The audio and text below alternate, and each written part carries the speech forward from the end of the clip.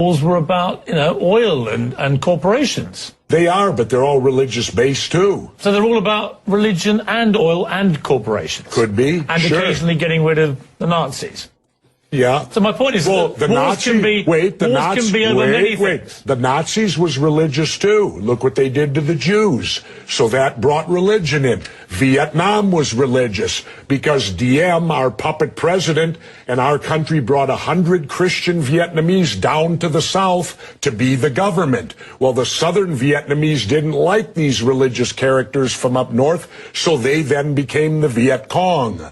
So all wars, pretty much in my lifetime, have had some religious basis, but certainly big business gets in there because wars are very profitable to certain big businesses. And, of course, big business needs to be in the Middle East so that we can get the oil out of the Middle East, so we can get the lithium out of Afghanistan.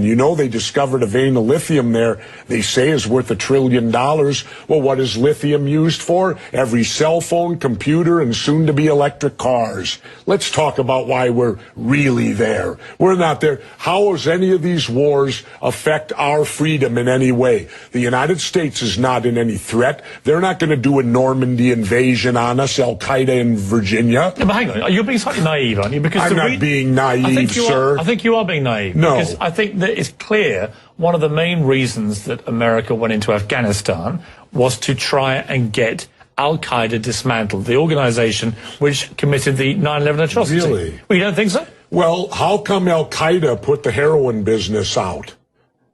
They took all the poppy growers and stopped the production of heroin. What would you have done? Wait, now how much of that illegal heroin was propping up the international banks with laundered money, and when it dried up, the first recession happened? Well, now that we're back in there, we aligned with the poppy growers, and the heroin business is back up full swing again. I thought we fight a war on drugs here. All right, Jesse, we're not. What would you have done on September the 12th, 2001? What would you have done if you'd been president?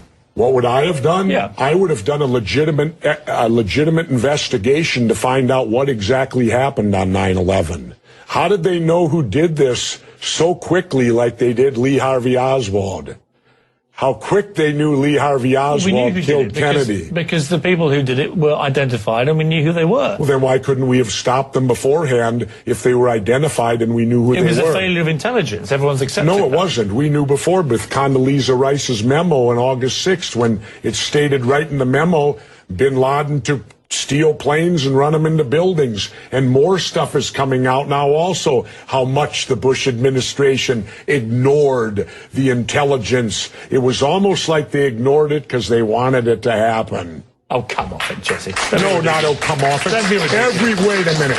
Every war fought starts with a false flag operation. You can't, in all seriousness, sit there and try and make out anybody. Okay, let me ask you this, Piers. Wait a minute. Let me ask you something. How much studying have you actually done of 9/11 other than what the government's told you and what mainstream media has told you? I've been studying it 4 years. I was editor of a national newspaper. I've talked to people. Wait a minute. Every day for 5-6 months. Really? So I know a lot about it. Well, one thing I do know is, let me ask you this then. You cannot say that any member of the Bush administration knew it was going to happen or wanted it to happen. It's a ridiculous thing to say. Ridiculous. Okay, let's talk about your BBC.